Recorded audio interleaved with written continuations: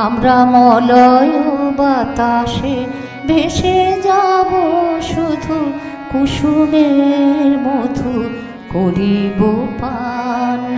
মলয় বাতাসে ভেসে যাব শুধু কুসুমের মধু করিব পান।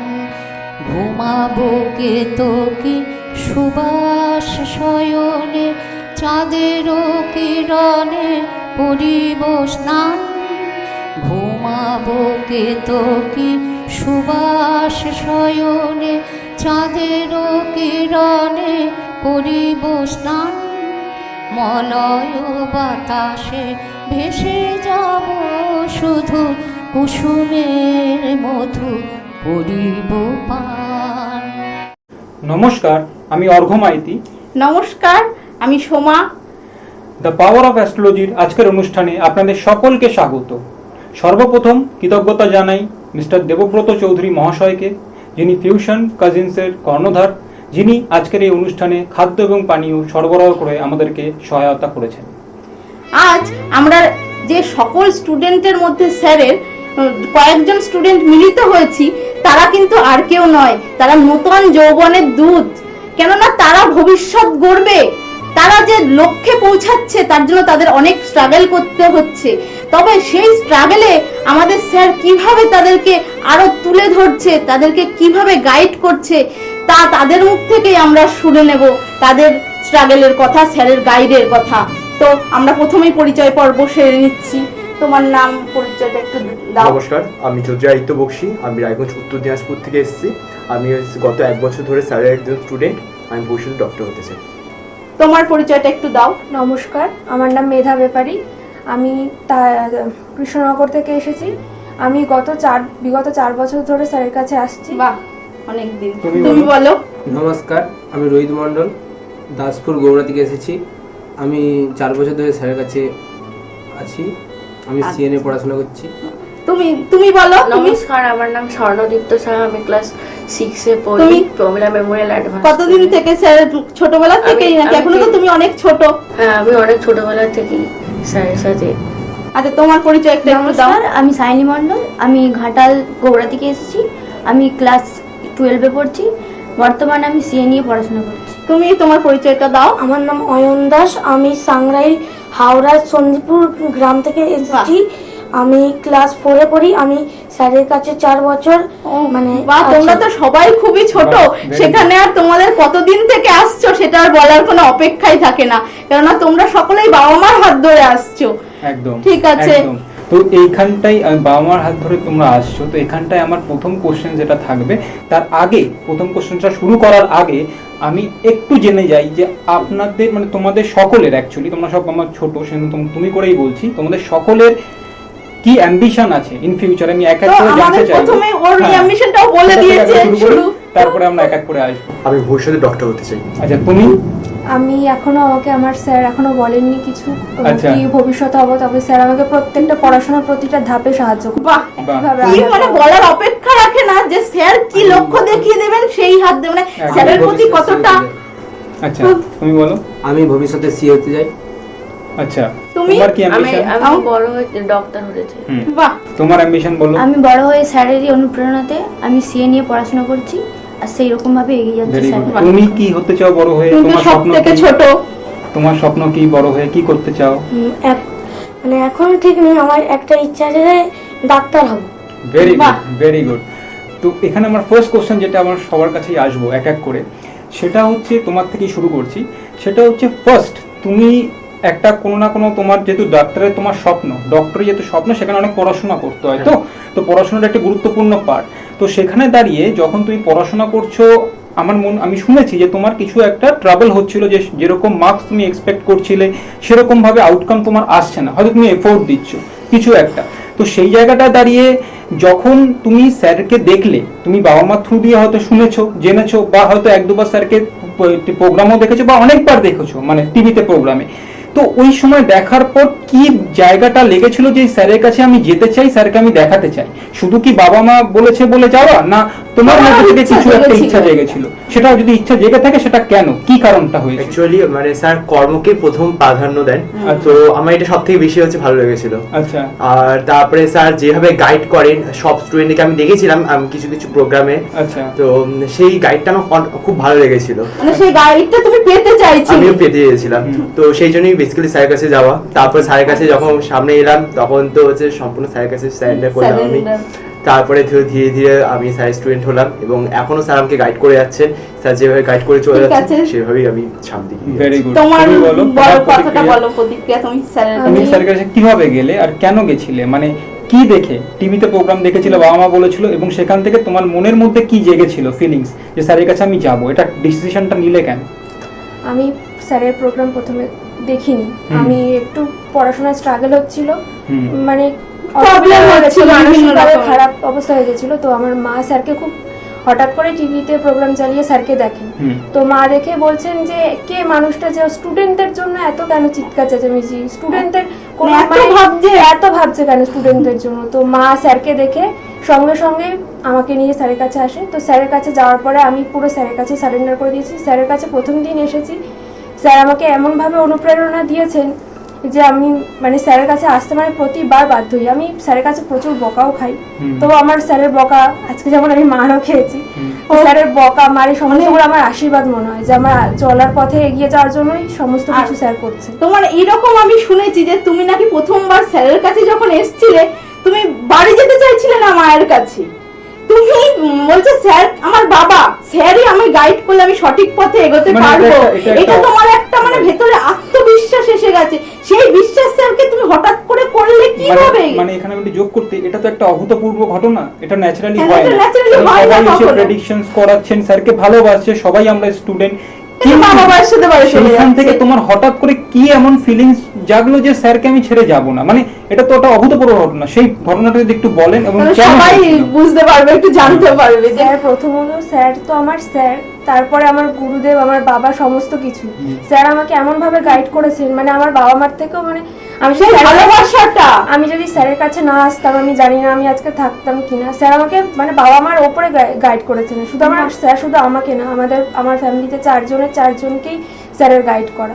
মানে তুমি বলতে চাইছো যে এমন কিছু গাইডেন্স তুমি পেয়েছো যেটা হয়তো তুমি তোমার রেঞ্জের মধ্যে যাদের মানে সান্নিধ্যে আসছো সেখান থেকে তুমি পাচ্ছ না, সেজন্য তোমার যে অবস্ট্রাকশনসটা আসছে সেটা থেকেও তুমি ওভারকাম করতে পারছো না।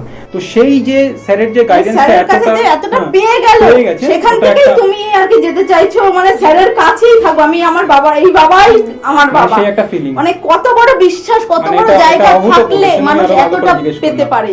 আচ্ছা তুমি বলো যে তোমার মানে যেটা আমি কোশ্চেন্স করলাম যে তোমরা যে এই স্যারকে প্রথম দেখে তুমি যে গেছিলে, তো কি দেখে গেছিলে, মানে বাবা মা শুধু বলেছে সেইখান থেকে তোমার কি লেগেছিল, বা তুমি নিজে টিভিতে দেখেছিলে স্যারকে, কি তোমার নিজের থেকে কি আসার ইচ্ছা হয়েছিল? তোমার নিজের অনুভূতিটা কি না বাবা মাই হাত ধরে নিয়ে এসেছে? হ্যাঁ না, প্রথমে আমি টিভিতে দেখিনি প্রোগ্রাম, তারপর দেখছিলাম যে বাবা মারা টিভিতে দেখছিল, আমি তখন দেখছিলাম একটু, তখন দেখছি যে স্যার একটা কর্মে বিশ্বাসী আর সে স্টুডেন্টকে খুব গাইডের সাথে পরিচালনা করেন। সে স্টুডেন্টদেরকে স্যার বেশিভাবে তুলে ধরতে চাইছে, কারণ স্টুডেন্টদের তো ভবিষ্যৎ প্রজন্ম যেন বেরিয়ে আসতে পারে। তো আমার সেটা ভালো লেগেছিল, তাই আমি স্যারের কাছে গিয়েছিলাম। যার পর আমার মাধ্যমিকের রেজাল্ট খুব খারাপ হয়েছিল, তো স্যার বলে, আমি তখন সায়েন্স নিয়ে পড়ার চেষ্টা করছিলাম, তখন স্যার বলেছিল যে সায়েন্স নিয়ে পড়ে কিছুই হবে না, তুই কমার্স নিয়ে এগিয়ে যা, তুই কমার্স নিয়ে ভালো পড়াশোনা করতে হবে। তারপর একটা আমার পড়াশোনার টাইম টেবিল ছিল না আগে, তো স্যারের সান্নিধ্যে এসে আমার পড়াশোনার টাইম টেবিল তৈরি হলো, আমি সেই মতো এগোলাম, এখন আমার রেজাল্ট ভালো। মানে তোমার যেটা আমি পেলাম সেটা হচ্ছে তুমি যেটা বলতে চাইছো যে স্যার যে স্টুডেন্টদেরকে পিন পয়েন্ট গাইড করেন যে কোনো রকম অবস্ট্রাকশনস থেকে বেরিয়ে আসা, এবং পুরো মানে পারফেক্টলি অতটাই এফোর্ট দিয়ে গাইড করেন, এই জায়গাটা তোমার খুব ভালো লেগেছিল, সেজন্যই অ্যাজ এ স্টুডেন্ট তুমি ডিসাইড করেছো যে স্যারের কাছে যাই, আমিও এই গাইডটা পাবো, সেই হিসাবেই তো তুমি আসতে চেয়েছো। এই গাইডটা পেতাম হয়তো আমি এত সুন্দর পড়াশোনা করতে পারতাম না। আচ্ছা। আগে তাই 170 পেতাম, আজকে স্যারের সান্নিধ্যে এসে 185 হয়েছে, তাও স্যার বলছে এটা কোনো নাম্বারই নয়, মিনিমাম 99% না পেলে সেটা কোনো নাম্বারই ভ্যালুই নেই। বাহ, দ্যাটস তাহলে ভেরি গুড। তুমি বলো? একটু বলো স্যারের কাছে তুমি কবে এসছো? হ্যাঁ, তোমার বলো। স্যার, আমার মা বাবা অনেক ছোট, মানে আমি যখন ছোট ছিলাম আমার মা বাবা অনেক বছর ধরে স্যারকে দেখে। তার মানে তুমি এমন সময় এসছো, কবে এসছো তুমি নিজে সেটা ভুলেই গেছো। হ্যাঁ, আমি অনেক ছোটবেলা থেকে মানে স্যারকে প্রথম দেখে থেকেই স্যারকে স্যার মানে এরকম আর মনে মা বাবা হচ্ছে। যেহেতু স্যারকে স্যার বলতো তখন আমি বুঝতাম না যে স্যারকে কেন একটু স্যার জোরে বলছে, বলো। স্যারকে কেন স্যার বলছে। হুম। তাই জন্য এখন আমি ওটা বুঝতে পারি বলে আর আমি স্যার স্যারকে- তোমার সাথেই- স্যার আমাকে এখন প্রচুর গাইড করে পড়াশোনাতে। আচ্ছা, একটা ওয়ার্ডে বলো, তোমার কাছেই আসছি একটা প্রশ্ন। তুমি তো এখন তো ম্যাচিওর হওনি, তো তুমি জাস্ট জানো একটা মানুষের আমি কথা শুনছি, একটা মানুষ আমাকে গাইড করছে প্রতিদিন, তাই না? বকাঝকা করছে, আবার ভালোবাসছে, গাইড করছে। তো একটা কি হয় আমাদের মধ্যে, তো তোমরা তো বাচ্চা, তো একটা কি ফিলিংস হয় না যে ইনি আমার জন্য ভালো ভাবছেন, এটা আমি বুঝতে পারি, তবেই না আমরা তাকে ভালোবাসতে শুরু করি, এরকম একটা কানেকশন পাই। তো তোমার কোনো রকম জিনিস এরকম লেগেছে যে স্যার যে তোমাকে ভালোবাসছে, ভালো করছে তোমার জন্য? আমি হ্যাঁ। যখন কোনো একটু কিছু কিছু জোরে বলো। যখন মাঝে মাঝে লেজি হয়ে যায় তখন আমাকে স্যার রাগ করে। হুম। ওই রাগ ও রাগটাই তোমার ভালোবাসা বলে মনে হয়। মানে আচ্ছা। এদের ফিলিংসটা কিভাবে তৈরি করে দিচ্ছে স্যার, সেটা আর সেই বলার ক্ষেত্রে- অপেক্ষায় রাখছে না। সেই ক্ষেত্রে সেই ফিলিংসটা তোমার খুব ভালো লেগেছে যে স্যার এত সুন্দরভাবে আমার সঙ্গে আমাকে কিভাবে ব্যাপারটা তৈরি আমার সঙ্গে করছে। তৈরি করছে, তাই তো? ইভেন তোমার আর কোনো কিছু করতে যদি তুমি ভুল করো সেরকম ক্ষেত্রে কি কোনো গাইড করে দেয়? হুম। হ্যাঁ, স্যার গাইড করে, মানে না, তোমার- স্যার বলে দেয় এটা এরকম ভাবে করতে হবে, এটা এরকম ভাবে বললি কেন তুই, এরকম ভাবে মানে ঠিক বললি কেন rectify তুই করে মানে? দেয় জিনিসটা। মানে কোনো কথা কি কোনো ব্যাপারে? কোনো কথা ধরো আমি মানে ভুল বললাম, ওটা বললো যে মানে এরকম- কথা বলাটাও শেখাচ্ছে, শুধু পড়াশোনার ক্ষেত্রে না। নয়। এই যা আমার না, এখনো total পর্যন্ত guidance, দুজনের তো total. বাকি রয়েছে। শুধু পড়াশোনার ক্ষেত্রে যে বাচ্চাদের এগিয়ে নিয়ে যেতে হবে তা না, Total, তার সম্পূর্ণ তার characteristics, ক্যারেক্টার, চরিত্রটা কি তৈরি গঠন একদম, করতে একদম, হবে সেখান থেকেও একদম। বুঝতে পারছি। তুমি বলো তোমার ধারণাটা একটু স্যারের কাছে আসতে ইচ্ছে হলো কেন? প্রথমে তো যেমন হচ্ছে যে স্বাভাবিকভাবেই মায়েরা হচ্ছে যে ফোনেতে ভিডিও দেখতো, হুম। তারপরে ওখান থেকে কয়েক বছর দেখতে যাব এরকম ভাবে এলো। এসার পরে প্রথম তো আমরা আসতাম না, তারপরে ছোট তখন তোমরা, তখন আমরা ছোট, এবারে তারপরে আমরাও আবার মায়েদের অনুপ্রেরণাতে আবার আমরাও স্যারের কাছে এলাম। হুম। তারপরে যখন স্যারের কাছে এলাম আমার তখন তার আগে আমার পড়াশোনা করতে খুব একটা ভালো লাগলো না। হুম। এবারে যখন স্যারের কাছে আসতাম তখন আমার মনে হচ্ছে যে না এখন বেশি পড়াশোনা করতে হবে। হুম। তখন আগে মনে হতো ভেতর থেকে জাগ্রত করছে স্যার। তখন যেন মনে হতো মানে একটু পড়লে হচ্ছে নিজেকে মনে হতো আর পড়ার দরকার নেই, আর এখন মনে হয় যেন আরো বেশি পড়াশোনা করি, বাহ। যেন মনে হয় গোটা বইটা কভার করি তারপরে পড়াশোনা করি, এভাবে মানে আরো যেন বেশি করে পড়তে ইচ্ছে মানে করছে, এগিয়ে নিয়ে এগিয়ে নিয়ে যাচ্ছে। যাচ্ছে। তাহলে হ্যাঁ। এখানে আমার একটা কোশ্চেন, তুমি বললে যে তোমার মা বাবা তোমাকে বলেছিল সেইখান থেকে তুমি এসেছিলে, তো অত তুমি প্রোগ্রামও হয়তো দেখোনি টিভিতে, বা দেখলেও মানে অতবার দেখতে এরকম ব্যাপারটা হয়তো ছিল না, মেনলি মা বাবার কথা এসেছিলে। তো তুমি যখন স্যারের কাছে আসলে, যখন তুমি আসোনি মা বাবার কথা শুনে যে এরকম একজন আমি স্যারের কাছে যাব, তো গুরুদেবের কাছে, তো সেই জায়গায় দাঁড়িয়ে তোমার একটা, আমরা তো নর্মালি একটা ভাবনা চিন্তা তৈরি হয় যে আচ্ছা তাহলে এই মানুষটার কাছে যাচ্ছি, এই মানুষটা হয়তো এরকম হবে, এই মানুষটার হয়তো রূপটা আমি এরকম পাবো, তার ব্যবহারটা হয়তো এরকম পাবো, এবং আমি হয়তো সঠিক পথটা আমার জীবনে খুঁজে পাবো, তাই না? একটা তো ভাবনা তৈরি হয়। তো যখন তুমি স্যারের কাছে গেলে, যখন তুমি চেম্বারে স্যারের ঢোকার পর স্যারের সঙ্গে কথা হলো, প্রেডিকশন করলো, স্যার যে তোমার সঙ্গে কথাবার্তা বললো, সেই সময় দাঁড়িয়ে, সেই মুহূর্তে দাঁড়িয়ে তোমার স্যারের কি ভালো লেগেছিল যে তারপর থেকে মনে হয়েছে না স্যারের কাছে আমার স্যারেন্ডার করা উচিত, স্যার যে বলবে, যেটা বলবে আমার সেটা শোনা উচিত? কি কোনো কিছুকে একটা ভালো মানে লেগেছিল, ভালো বা কি একটা কি ব্যবহারটা হয়েছিল? দিয়েছিল বা কি করে তোমায় বুঝিয়েছিল? কারণ সবার বোঝানো তো সমান নয়, কারণ তোমরা এখন সবাই ছোট, তোমাদেরকে সাধারণ- যেভাবে একদম। বোঝাবে একজন এজেড পারসন, তার সাথে তো স্যার সেইভাবে কথা বলবে মানে না। সাধারণ কথা, কেমন আমি তোমার ভাবে সঙ্গে তোমার এমন কথা সাথে বলছি, তোমার মানে কিছু বিহেভিয়ার করেছিল বা Right. কি করে বুঝিয়েছিল? তোমার- স্যার তো ছক বললে তুমি ওসব কিছু বুঝবে না, স্যার না। একজন অ্যাস্ট্রোলজার, শুধু অ্যাস্ট্রোলজারে তো নয় স্যার, তাহলে কি করে বুঝিয়েছে? মানে সাধারণ কথা আরো খুলে বলে দিই, আমি তোমার সঙ্গে যে কথা বলছি, প্রশ্ন করছি, আমার কথা বলার ধরন হতে পারে, আমার ব্যবহার হতে পারে, বা আমাকে দেখে ভালো লাগতে পারে, যাই হোক না কেন, তোমার কি বা ভালো লেগেছিল তোমার কি ভালো স্যারকে লেগেছিল? দেখে? একদমই ব্যাপার সেই স্যার যখন আমরা ভিডিও দেখতাম স্যারকে তখন আরো বেশি যেন বাইর থেকে রাগী মনে হতো, হুম। কিন্তু যখন ওখানে গেলাম স্যার রাগী, এমনি ভিতর থেকে খুবই রাগী, কিন্তু সামনে থেকে যখন তার কথাবার্তা যখন আমার হচ্ছে যে মনে যখন লাগলো তখন যেন মনে হলো মানে স্যারের কাছে রাগী সারেন্ডার ঠিকই, করে দিই। কিন্তু এই মানুষটাই পারবে আমাকে তুলে ধরতে। অন্যান্য টিচার অনেক দেখেছি, কিন্তু এরকম টিচার লাইফে পাওয়া ভাগ্যের ব্যাপার, যেটাকে বলে। বাহ। তাই জন্য যেমন বিজ্ঞানীরা কি গবেষণা করার আগে যেমন হচ্ছে যে তার আগে অনেক প্ল্যান বলো, নকশা বলো, অনেকেই তৈরি করতে পারে, কিন্তু গবেষণাটা যতক্ষণ না করে ততক্ষণ সাকসেসফুল পাওয়া যায়নি। সেরকমই স্যারের কাজকে যতক্ষণ না আসা যাবে ততক্ষণ যতই ভিডিও বা যতই মুখের কথা শুনে ওই কথা শুনে বোঝা যাবে না, যতক্ষণ স্যারের কাছে না আসবে, স্যারের গভীর করছে না এই স্যার পর্যন্ত কেউ বুঝতে পারবে না যে স্যারের কতটা আমাদের ইন্সপায়ার করছে, একদম কতটা আমাদের দিকে ভালো করে।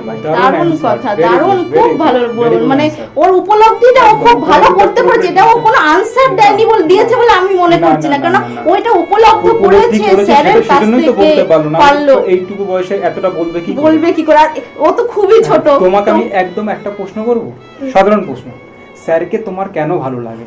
স্যার সত্য নিয়ে অনেক কিছু বলেছে এবং আমার খুব ভালো লেগেছে স্যারকে, সত্য নিয়ে বলেছে, সবার ভুলটা মানে ধরিয়ে দিয়েছে। আচ্ছা, যে ভুল করে তাকে সঠিকটা দেখিয়ে দেয়। ভুল ধরেছে স্যার? হ্যাঁ। কি ভুল ধরেছে? আমি মানে রবীন্দ্র জয়ন্তীতে মানে কবিতায় ভুল বলেছিলাম একটু, স্যার মানে ওইটা ধরিয়ে দিয়েছিল। আচ্ছা, তারপর তুমি কবিতাটা ঠিক করেছিলে? পরের দিকে মানে সেটা ঠিক করার চেষ্টা করেছিলে? হ্যাঁ, চেষ্টা করেছি। হ্যাঁ, চেষ্টা করলেই তো হবে, চেষ্টা করলেই তো হবে। Very good. বাহ। তাহলে আমরা আরেকটা কোশ্চেনে যাই, ওকে ধরেই আমি জিজ্ঞাসা করছি যে এই যে তুমি বললে স্যার ঠিক করে দিচ্ছে, তার জন্য তো একটা বকা দিতে হয়, মানে না হলে আমরা ঠিক হব কি করে? এই বকাটা কি তোমার কি মনে হয় যে এই বকাটা কি প্রয়োজন আছে? ভালো, স্যার ভালো করছে এই বকে সবাইকে বুঝিয়ে দিচ্ছে। আচ্ছা, দারুণ দারুণ। তোমার কি মনে হয় যে স্যারের যে বকা ঝোকাটা মানে পাওয়ারটাকে আরো বাড়িয়ে তোলার জন্য? একদমই স্যারের এই যে বকাটা আমাদের শরীর থেকে নিজস্ব একটা জাগ্রত করে দিল, নিজের শরীরকে আরো নিজের লক্ষ্যে পৌঁছানোর জন্য অনুপ্রেরণা জাগায় আর কি, আরো তাড়াতাড়ি ওই লক্ষ্যে পৌঁছানোর জন্য আমাদেরকে ডেভেলপ করে নিজস্ব। আচ্ছা, এবার সবার কাছে আমি আসবো, এই একটা কোশ্চেন, সেটা হচ্ছে এই গুড মর্নিং গুড নাইট সবাইকে তো পাঠাতে হয় নিশ্চয়ই, সবাইকে পাঠাতে হয়, এটা খুব কিন্তু এটা সাধারণ ব্যাপার। হয়তো আমরা অন্য কাউকে হয়তো গুড মর্নিং গুড নাইট এমনও কোনো লোক বা কোনো পার্সন আছে যাতে আমরা জানিয়ে শুই, বা আমার মা বাবাকেই হয়তো সকালে ওঠার পর বলছি গুড মর্নিং, আবার নাইটে যাওয়ার সময় গুড নাইট। কিন্তু স্যার যখন একটা ডিসিপ্লিন রুলস তৈরি করে দিচ্ছে যে গুড মর্নিং গুড নাইট বলতে হবে এই সময়ের মধ্যে এবং প্রতিদিন বলতে হবে, এটা আমার নিয়ম, তো এইগুলো যখন তোমরা বলছো, তোমরা কি মনে করছো এটার মধ্যে কোনো চেঞ্জ হচ্ছে তোমার মধ্যে? তুমি বলো। স্যারের কাছে মানে ভোর 6টা আগে গুড মর্নিং এবং রাত্রি 12টার আগে গুড নাইট জানাতে হয়, এটা একটা ডিসিপ্লিন লাইফ লিড করার জন্য, যেটা আমার ক্ষেত্রেও দেখেছি। আমরা সকালবেলা এই যে স্যার 6টার আগে আমাদেরকে গুড মর্নিং জানাতে বলেন, এর ফলে আমরা তাড়াতাড়ি আমরা ভোরবেলা উঠতে পারবো, এবং এরপরে যদি 6টা যদি স্যারকে যদি গুড মর্নিং না জানি বা এরকম যদি ডিসিপ্লিন লাইফ লিড না করি, তাহলে তো আমরা আরো দেরিতে ঘুম থেকে উঠতে পারি, তো এর ফলে আমরা ইনডিসিপ্লিন হয়ে যাব এবং ঠিক মতো লাইফ লিড করতে পারবো না। তো এক্ষেত্রে আমাদের অনেক প্রবলেমের ফেস করতে হবে। তো তাই জন্য আমি মনে করি যে এই যে স্যারের ক্ষেত্রে যে গুড মর্নিং গুড নাইট এটা জানাচ্ছি, এর ফলে একটা আমরা ডিসিপ্লিন লাইফ লিড করতে পারি। এখানে আমি একটা অ্যাড করছি, ছোট্ট একটা কোশ্চেন, যে আমরা করলাম ওটাকে গুড মর্নিং গুড নাইট জানাচ্ছি, কিন্তু স্যারকে যেহেতু তোমরা শ্রদ্ধা করো, ভালোবাসো, গুরু বলে মানো, সেজন্য স্যারের যে ইনস্ট্রাকশন সেটা যাতে অবমাননা না হয়, সেই একটা ভাবনা চিন্তা আমাদের মধ্যে সবসময়ের জন্য থাকে, তাই তো সবারই?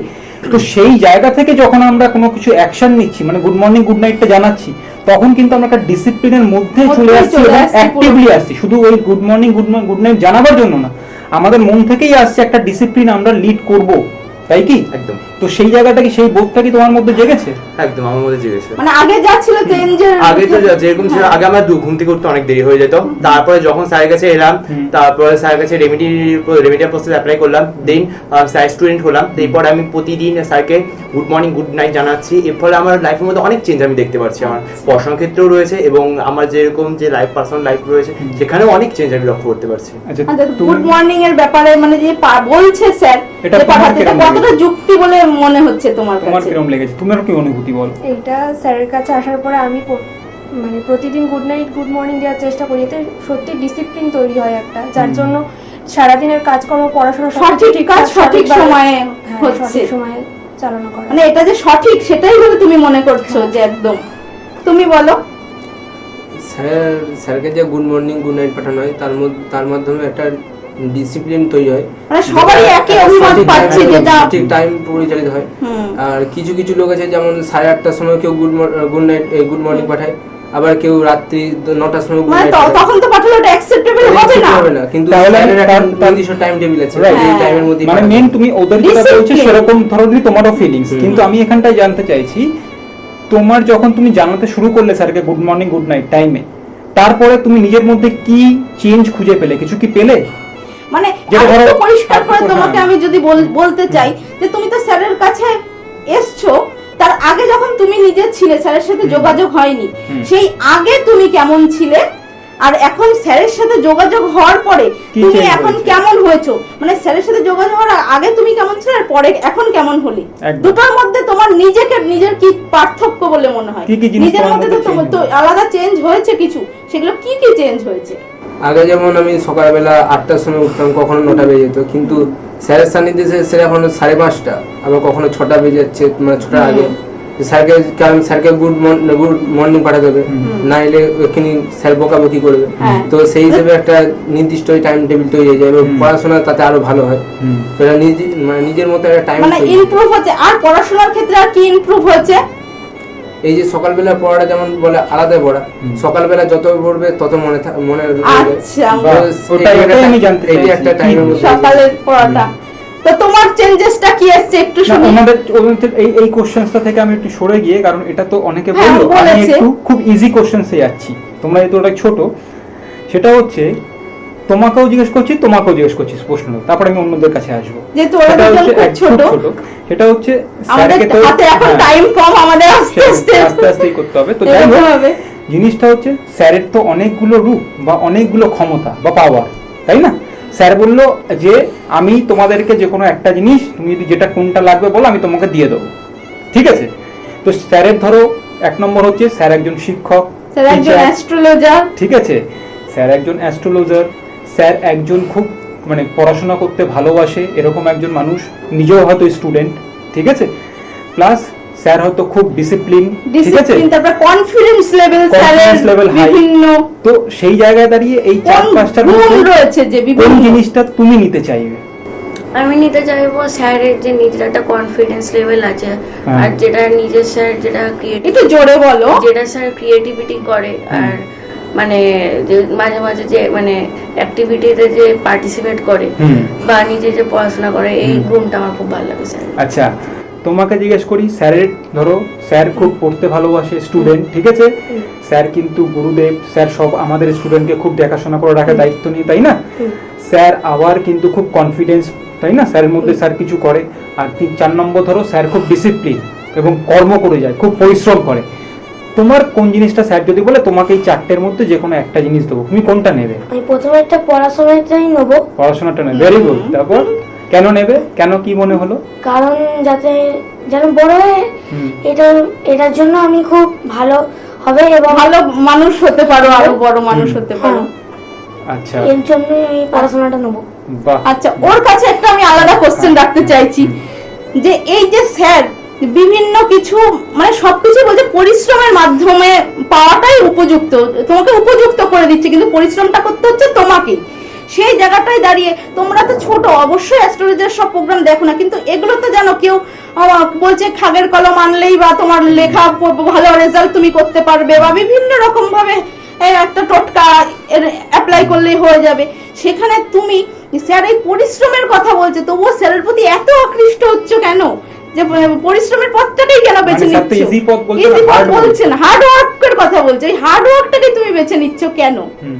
কারণ আমাদের ধারণা যতই আমরা এইসব ব্যবহার করি, এইসব খাগের কলম যাই হোক, কিন্তু নিজে যদি না পড়াশোনাটাই না করলাম, যত বইটাই না ব্যাপার, বইয়ের ভিতরের সারাংশটাই যদি না জানলাম, তো কোশ্চেনের অ্যান্সারটা দেবো কি করে?